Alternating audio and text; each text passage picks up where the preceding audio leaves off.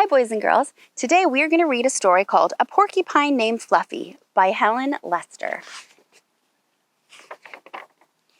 When Mr. and Mrs. Porcupine had their first child, they were delighted. Now he needed a name. Should they call him Spike? No, Spike was too common. Should they call him Lance? No, Lance sounded too fierce. Should they call him Oh my, this is a big word. Needle Rooser? No, Needle Rooser was too long. Prickles? Pokey? Quinlan? Then together they had an idea. Let's call him Fluffy. It's such a pretty name, Fluffy. And look at his little face. But soon there came a time when Fluffy began to doubt that he was Fluffy. He first became suspicious when he backed into a door and stuck fast. That was not a Fluffy thing to do. Boys and girls, what does the word fluffy mean? Do you know? It means it's something that is soft. Fluffy is soft, like a fluffy pillow or a blanket. Does a fluffy pillow. Yeah, a fluffy pillow. Is a porcupine fluffy? No, they are spiky. They have quills. He was even more convinced when he accidentally slept on his back and poked holes into the mattress. A very unfluffy thing to do. When he tried to carry an umbrella, he knew the truth without a doubt. Fluffy, he definitely wasn't. Look at what happened. Can you see the spikes, the quills going right up through the umbrella? So he decided to become fluffier. Clouds are fluffy, he thought. I'll be a cloud. But he couldn't stay up. I know, pillows are fluffy, he said. I'll be a pillow. But when his mother sat on him, she was not pleased.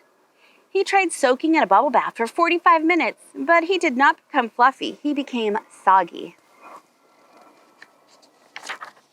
He tried whipped cream. He put a little on each quill. It was not easy, and it took more than half a day. But this did not make Fluffy fluffy. They should have named me Gooey, he sighed. Oh yeah, shaving cream all over you would be a big mess. Oh, not shaving cream, whipped cream. That would be a really gooey, sticky mess. He ate a lot of fluffy marshmallows. He rolled in shaving cream and feathers. He even tried to become a bunny. But the truth remained. Fluffy wasn't. One afternoon, Fluffy set out for a walk, trying to think of ways to become fluffy. Before long, he met a very large rhinoceros. Grrr, said the rhinoceros. I'm going to give you a rough time. Fluffy didn't know what a rough time was, but he didn't like the sound of it at all. What's your name, small prickly thing? Asked the rhinoceros unkindly. Fluffy, said Fluffy. The rhinoceros smiled. He giggled. Then he laughed out loud. He rolled on the ground. He jiggled and slapped his knees. He roared with laughter. A porcupine named Fluffy, howled the rhinoceros. Oh my, he really finds that funny. Fluffy was embarrassed, but he tried to be polite. And what is your name? He inquired. I can't say it, giggled the rhinoceros. Hubert? Suggested Fluffy.